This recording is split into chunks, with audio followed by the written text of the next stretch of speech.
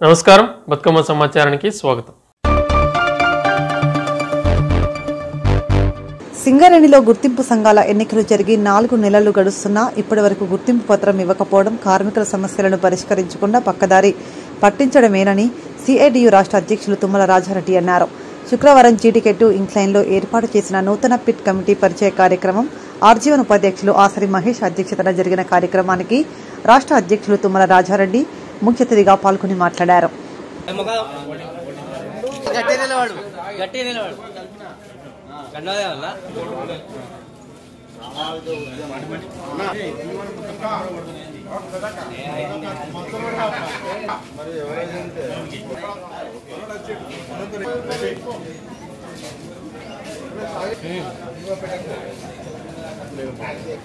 అరే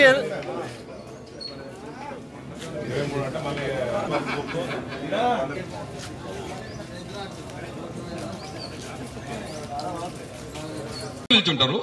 అప్పుడు సర్టిఫికేట్ గుర్తుకు రావట్లేదు. సిఎల్సి ఎన్నికలను పెట్టాలని చెప్పి సర్టిఫికేట్ ఇస్తే దాన్ని ఆపింది ఎవరు? ఇప్పుడు 4 సంవత్సరాలని చెప్పి పెట్టింది ఎందుకు పెట్టినావు? నేను సీతారామయ్య గారిని అడుగుతున్నా, దయచేసి మనం ఎర్రజెండా సంఘం కార్మికులకు అనుకూలంగా ఉండాలి, యాజమాన్యాలకు ప్రభుత్వాలకు మనం వ్యతిరేకంగా ఉండాలి. కానీ మనం ప్రభుత్వం ఇచ్చిన దాన్ని మనం ఉల్టా మన 4 సంవత్సరాలు కానీ యజమానికి ఎందుకు లెటర్ పెట్టని అడుగుతున్నా. సరిపోదా? మనం తినటానికి 2 సంవత్సరాలు బొచ్చాడు తినచ్చు, 2 సంవత్సరాలు ఎంత అంటే చూసుకోవచ్చు. ఇంకా 4 సంవత్సరాలు ఇదిగా మాట్లాడే ఎవరు ఉండరు. ఇంకా ఎంత తక్కువ పీరియడ్ ఉంటే కార్మికులకు అంత న్యాయం జరుగుతుంది. ఎన్నికలు గుర్తుపెట్టుకోండి. ఎంత సంఘాలు చెప్తున్నాం, మీరు ఎవ్వరు కదలకపోయినా సిఐటి నిరంతరం మీ కళ్ళు తెప్పించుకుంటూనే ఉంటుంది. ప్రభుత్వం కానీ మాకెవరు లేరు. మేమేం కాంగ్రెస్ పార్టీకి అప్పుడేం జెండా వేసుకొని తిరగలే, అప్పుడు టీఆర్ఎస్ తిరగలే. మేము దేనికి తొత్తులం కాదు. నిరంతరం కార్మికులే మా సమస్యలు, కార్మిక సమస్యల విన్నే కొట్లాడతాం. అందుకే నిరభయంగా చెప్పదలుచుకున్న కార్మికులు, మీకు ఎవరు అన్యాయం జరిగిన సర్ఫేస్ ఇస్తున్నట్టే ఓ తీసుకొచ్చి ఇస్తే 2 లక్షలు, ఓ అక్కడ తీసుకొచ్చి పెడితే 2 లక్షలు, సర్ఫేస్లో పెడితే 30,000, డిప్యుటేషన్ అయితే 50,000, నెల డిప్యుటేషన్ అయితే 20,000. ఎక్కడ న్యాయమే? ఇక మనకు ఒక్కడన్నా న్యాయం జరగదా? అరే ఓ 80% ఫ్రీగా అయ్యి ఓ 10% వాడు పైసలు ఇచ్చిందంటే అర్థం ఉంది. 99% ఇస్తే ఎట్లా మాట్లాడు? ఎవరితో మాట్లాడు? ప్రభుత్వం అదే పని, యాజమాన్యం అదే పని, యూనియన్ అదే పని. ఎవడు చెప్పుకున్నాను మరిగా? ఇప్పుడు డైరెక్టర్ దగ్గరికి పోతే మీరు బట్టి విక్రమార్క దగ్గర అంటాను, బట్టి విక్రమార్క పోయడానికి రాయించుకోవాలి. వేరే యూనియన్ వేరే కార్మికుడు పోయి సింగరేణి కార్మికులు గతంలోనే టీఆర్ఎస్ పార్టీ ఇట్లా చేసినట్టు చేసింది, ప్రభుత్వ జోక్యం పెరిగింది అంటున్నాం. ఇప్పుడేం పెరిగింది? ప్రభుత్వం కంపెనీ లేకుండా లేడు, జనరల్ మేనేజర్ లేరు, ఎవరు లేరు, మొత్తం ప్రభుత్వమే. ముఖ్యమంత్రి దీన్ని లీడ్ చేసి ఉన్నాయి. మన సొంత ఇంటి కోసం కొట్లాడేది ఇందుకోసమే. 22,000 కోట్లు ఇప్పుడు జాతీయం కాబోతున్నాయి. మనం కావాలని కొట్లాడుతున్నాం. నేను చెప్తాను, మీ అందరికి హామీ ఇస్తున్నాను, మీరందరూ ఐక్యంగా ఉండండి. 100% సంతిలు వస్తుంది. ఇప్పుడు చెప్తున్నా, మళ్ళీ చెప్తున్నా, ఓడిపోయినా. దానికోసం యాజమాన్యం ప్రభుత్వాన్ని ఒప్పియగలిగినాం. దాని ఆచరణ ఎట్లా అని చెప్పి కమిటీలు ఇస్తున్నారు. ఇంకా మీకు అనుమానం ఉంది, ఏమనమాట 100% ఒక 6 నెలలనో సంవత్సరం లోపో దాని కార్యాచరణ పూర్తి అయింది. మనకి ఇల్లు ఇవ్వటం వల్ల కంపెనీ కూడా 100 కోట్ల లాభం అని చెప్తున్నాం, ప్రభుత్వానికి లాభం అని చెప్తున్నాం, మున్సిపాలిటీకి లాభం, గోదావరికి దుకాణాలు పెట్టుకున్నందుకు లాభం, కార్మికులకి లాభం, బ్యాంకులకి అప్పించేందుకు బ్యాంకులకి లాభం.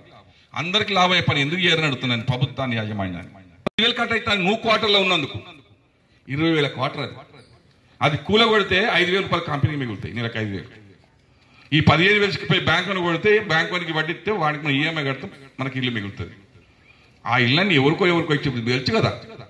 సందనాపురులకు 100 క్వార్టర్లు ఇచ్చారు, 100 క్వార్టర్లు పోయినాయి. మొత్తం ఈ RG1 దాదాపు 1,000-2,000 క్వార్టర్లు మన గాక ఎవడో ఉన్నారు. సింగరేణి కార్మికులు కాక కార్మికేతరులు ఉన్నారు. 18 కాలనీలో 800 క్వార్టర్లు ఇల్లీగల్ చేశారు. ఒక నాయకుడు 21 క్వార్టర్లు ఆపుకున్నాడు. మనిషి నెలకు 4,000కి 21 క్వార్టర్ ఆపుకొని తాళాలు బలపట్టి ఉంచుకుంటాను. వాళ్ళ ఖాళీ చేసే దమ్ము యాజమాన్యానికి లేదు. ఖాళీ చేస్తే మంత్రి ఉత్తరం రాస్తాడు. కార్మికుడు క్వార్టర్ కావాలపోతే బాబు కౌన్సిలింగ్ రాని 3 నెలల కంచి చెప్తాను. వాళ్ళు ఉన్నోళ్ళంత ఎవరు? కూరగాయలోళ్ళు, అమ్మాలోళ్ళు. మనం అంటే వాళ్ళని మనం దూపుతారు. కార్మికుడు కనీసం ఇచ్చినాక మిగిలేవడం ఉందంటే అర్థం ఉంది. అదే కార్మికుడు రిటైర్డ్ అయిన తర్వాత 6 నెలలు ఖాళీ చేయకపోతే నెలకు 5,000 రికవర్ వస్తాను. అదే కొడుకు పెళ్లి ఉంది, బిడ్డ పెళ్లి ఉంది, రిటైర్డ్ కళ్ళనే ఉన్నాం అనుకో, ఓ సంవత్సరం ఉంటే 1 లక్ష 2 లక్షలు రికవర్ వస్తాను. వాళ్ళు ఉన్నోనికి కరెంట్ ఫ్రీ, నీళ్ళు ఫ్రీ, ఇంటికి రాయి ఫ్రీ, ఇల్లు ఫ్రీ. అంటే 30 సంవత్సరాలు గొడ్డు చాకరీ చేసి ఓ 6 నెలలు నా క్వార్టర్లో ఉంటా అంటే మేము డబ్బులు కట్టాలి. ఎవడైతే ఏమి లేదు. ఎవరు మాట్లాడద్దా? మాట్లాడితే తప్పు. నువ్వు కంపెనీకి వ్యతిరేకంగా మాట్లాడుతున్నావు, మళ్ళీ మమ్మల్ని అంటాను. నేనంటే నా ఏటిసి నాకు రకం కళ్ళు తెరవండి అయ్యా. మనం ఎర్రజెండా పుట్టుకున్నాం. మన ఎవరికి దాసోహం కాదు, స్వతంత్రంగా బతికేటోళ్ళం. మన కంప్లీట్ పబ్లిక్ సెక్టర్ స్వతంత్రంగా నడవాలి, ఏ ప్రభుత్వంతో సంబంధం లేదు. ఇదేం central government, state government company ఏం కాదు, పబ్లిక్ సెక్టర్. దీన్ని స్వతంత్రంగా నడపాలంటే ఇలా కార్మిక సంఘాలు ఒక్కటి కావాలి. కొట్లాడి సంఘాలు, ఊడిపోయే సంఘాలు మొత్తం నీరు గారిపోయి ఇంటవన్నాయి. కనీసం 2 సంవత్సరాల కోసం లీటర్ పెడదామన్నా కూడా ఎవరు వస్తలేదు. ఏ కార్మికులు మాకు ఓటేలే కదా పెద్దలు, మీకెందుకయ్యా, మీరు ఓడిపోయారు కదా, మీకు 1000 ఎట్లా వచ్చినాయి, 2000 ఎట్లా వచ్చినాయి కదా, మీకెందుకు, మీరు గెలిస్తే మాట్లాడుతుంది. మళ్ళీ గెలిచేదాకా ఉంటుందా గోదావరి? కానీ ఉండదు. నాకు తెలిసి మీరు చూస్తుండండి.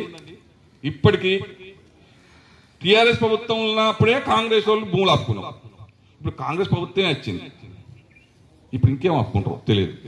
ఆల్రెడీ పోయింది.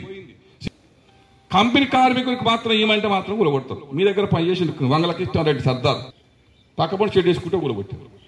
ఇల్లు సరిపోతుంది అంటే పాడుబాకు మొత్తం కట్టుకుంటేనే బంగ్లా కట్టుకుంటే పర్మిషన్ వచ్చింది, పట్టా వచ్చింది, కరెంట్ బిడ్డలు వస్తున్నాయి. పరిచయం కావాల్సింది కోరుతా ఉన్నాం. అదేవిధంగా ఫిట్ సెక్రటరీగా ఎన్నుకోవడం జరిగింది. ఈ సమ్మయ్య గారిని టెండాల్ రాజులు కోవడం జరిగింది. ఫ్రీ షిఫ్ట్ వేయడం జరిగింది. వారిని పరిచయం కావాల్సిందిగా కోరుతా ఉన్నాం. సెక్రటరీగా కె కృష్ణ గారిని, కొండపల్లి కృష్ణ గారిని ట్రామర్ గా, ధర్ముల వెంకటేష్ గారిని ఎన్నుకోవడం జరిగింది. ఈఎన్ఎం సెక్రటరీగా భీమా నాయక్ ను ఎన్నుకోవడం జరిగింది. మిగతా వాళ్ళని ఆర్గనైజింగ్ సెక్రటరీ చందు కోల్కతా సంపత్ గారిని కూడా ఆర్గనైజింగ్ సెక్రటరీ ఎన్నుకోవడం జరిగింది. అదేవిధంగా రిలే సికి సంబంధించి ఆవుల కొమరయ్య గారిని అదేవిధంగా రమేష్ గారిని కూడా ఆర్గనైజింగ్ సెక్రటరీగా ఎన్నుకోవడం జరిగింది రిలే సి నుండి. వీరితో పాటు కార్మిక సోదరులారా, ఈ నూతన ఫిట్ కమిటీ పక్షపాతం లేకుండా సేఫ్టీ విషయంలో కానీ ఏ సమస్యలు వచ్చినా ఈ దేశంలో సామాజిక ఉద్యమకారులు గాని, సామాజిక ఉద్యమాలు నిర్వహిస్తున్న సంస్థలు గాని, అలాగే సామాజిక ఉద్యమకారుల జయంతులు, వర్ధంతులు, సిఐటి వ్యవస్థాపక అధ్యక్షులు బిటిఆర్ గారి 34వ వర్ధంతి 6వ తారీఖు నాడు గోదావరికంలో జరిగింది. దాని తర్వాత పూలే గారి జయంతి జరిగింది. రేపు డాక్టర్ బాబాసాహెబ్ అంబేద్కర్ గారి జయంతి కూడా 14వ తారీఖు నాడు జరగబోతా ఉన్నది. ఈ సామాజిక ఉద్యమాలను బలపరుస్తూ కేవీపీఎస్ కుల వివక్ష వ్యతిరేక పోరాట సంఘం ఈ రాష్ట్రంలో పనిచేస్తా ఉన్నది. అందుకోసం ఎవరైతే సామాజిక ఉద్యమాలను బలపరుస్తూ ఆ ఉద్యమాలు నిర్వహిస్తా ఉన్నారో వాళ్ళ ఆర్థిక సహాయం కోసం ఈ మహానీయులను స్మరించుకుంటూ ఉద్యమం అనేది సిఐటిగా రాష్ట్ర కమిటీ పిలుపు మేరకు చేయడం జరుగుతా ఉన్నది. ఇప్పటికే మీరు అందరూ కూడా చాలా మంది మస్తలు పడ్డ కార్మికులు సహకరించారు. మిగతా సహకరించని వాళ్ళు సహకరించాలని చెప్పి కోరుతా ఉన్నాం. ఇప్పుడు అన్ని స్కానర్లు డబ్బులన్నీ బ్యాంకులలో ఉండి స్కానర్ల రూపంలో స్కానర్ కావాలని చెప్పి కూడా అడుగుతా ఉన్నారు.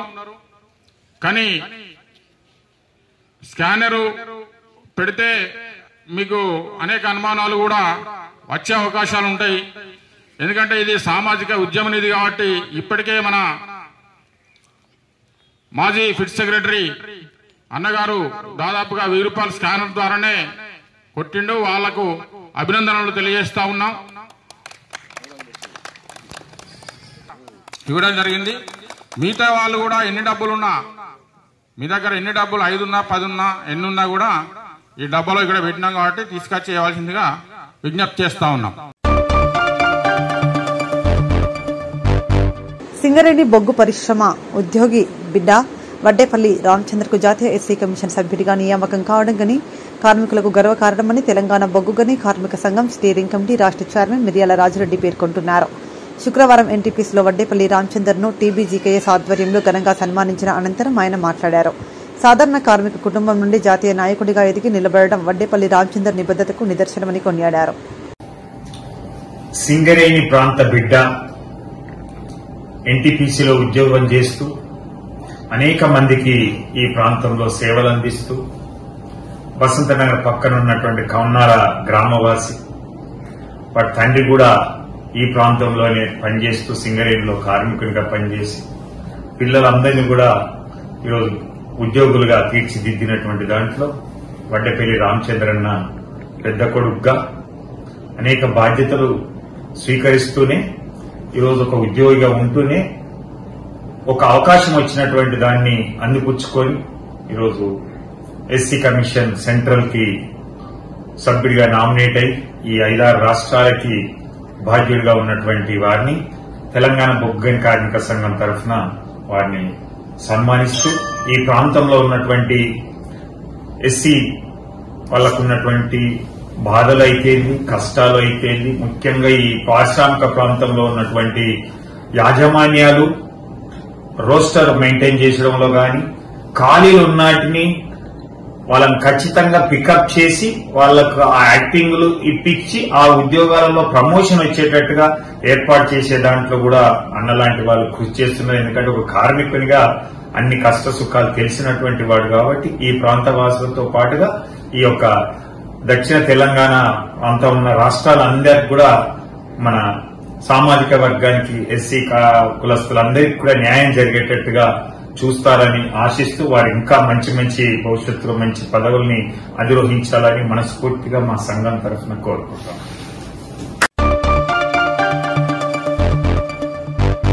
డీజే ఓనర్లు ఏదైనా కార్యక్రమం కానీ ఫంక్షన్ కానీ డీజే పెట్టాలనుకుంటే ముందస్తుగా అనుమతి తప్పనిసరిగా తీసుకోవాలని గోదావరికని ఏసీపీ ఎం రమేష్ సూచించారు. ఈ మేరకు శుక్రవారం గోదావరికని 1 టౌన్ పోలీస్ స్టేషన్ ఆవరణలో గోదావరికని సబ్ డివిజన్ పరిధిలో అన్ని పోలీస్ స్టేషన్ల పరిధి నుండి డీజే ఓనర్లను మరియు ఆపరేటర్లను పిలిపించి కౌన్సిలింగ్ నిర్వహించారు. డీజే అనుమతి తీసుకున్న వారు రాత్రి 10 గంటలలోపు అట్టి కార్యక్రమం ముగించాలని ఏసీపీ సూచించారు. డీజే ఓనర్లు, ఆపరేటర్లు వారి ఇష్టానుసారం చేసిన చట్టపరమైన చర్యలు తీసుకుని డీజేలు సీజ్ చేయడం జరుగుతుందని ఏసీపీ హెచ్చరించారు.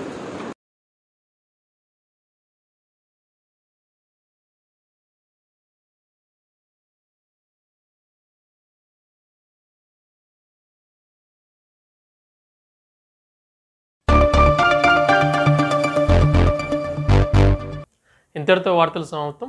నమస్కారం.